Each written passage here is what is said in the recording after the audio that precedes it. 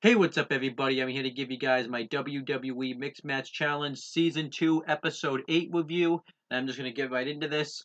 We had the pre-show, and we had Caleb Braxton and Vic Joseph as the host for the pre-show. And it shows an interview from Day One Glow from like 2 weeks ago when they won. And they were all emotional about it. And they talk about how they were going to go celebrate in a non-PG way, which, what that's referencing, so I don't have to really say anymore. It was a fine promo. I thought it went on a little too long. And then they actually do an actual promo on the Fabulous Truth, talking about how they're going to get got. And Carmella says that they're going to beat Fabulous Truth. And then Country Dominance does an interview from like 2 weeks ago. And they talk about how they've been a great team because Bobby Lashley and Mickey James just really connect with each other as a partner. It seems like they're trying to make this a relationship kind of thing, but I feel like that's kind of weird because Mickey James is like married in real life, so I just think it's awkward.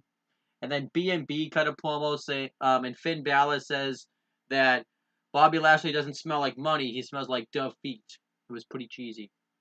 And then the Fabulous Truth do an interview and challenge Day One Glow to a rap battle, and then they try to do a dance break, and Vic Joseph epically fails at dancing. And then we had the actual show itself. We had Vic Joseph and Renee Young on commentary for this show. Michael Cole wasn't there this week. I don't think they said why, but I was actually alright with it because I actually thought the commentary was much better without Michael Cole there, honestly. And we had the first match on the show. It was Country Dominance with Leo Rush versus B&B.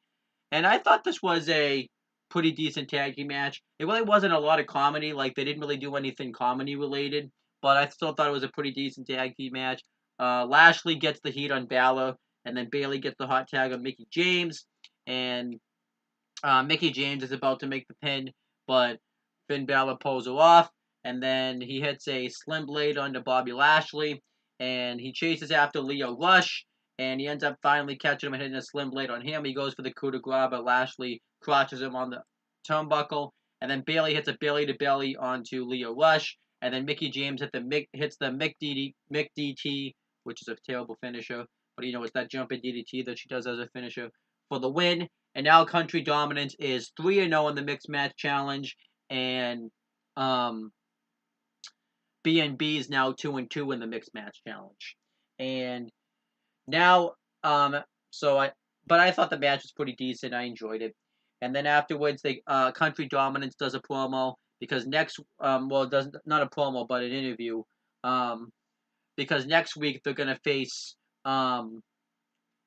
Monster Eclipse. And they talk about how they're gonna continue to stay undefeated because this is the best team in Mixed Match Challenge history.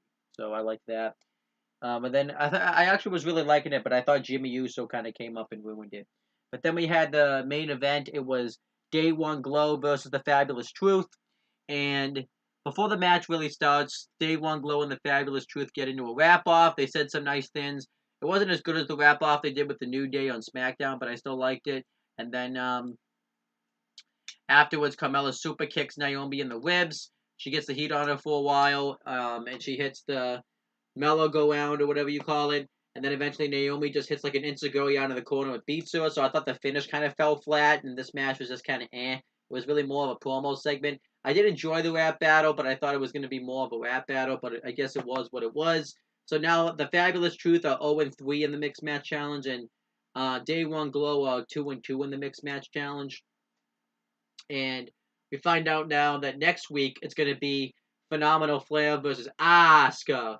And Phenomenal Flair and Asuka did promos on each other. I thought they were pretty decent promos. And yeah, that was this week's Mixed Match Challenge. It was an alright episode. I'll give it a C. I thought it was okay. Definitely probably not one of the best episodes of Mixed Match Challenge. I don't think this season of Mixed Match Challenge has been as good as season 1. I think it's kind of fallen flat these past few weeks. I think this round robin tournament they should have just done something else, but whatever. I am excited to watch next week's though because I think next week's is going to be very intriguing just because of you have the 4 undefeated teams in matches next week with Monster Eclipse versus Country Dominance and Phenomenal Flair versus Team Asuka. and I think that's going to make that intriguing. You really don't know who's going to win that match, and I'm excited about it. And we only have 7 weeks left now of Mixed Match Challenge. The finals are going to take place at Tables, Ladders, and Chairs, or TLC for short.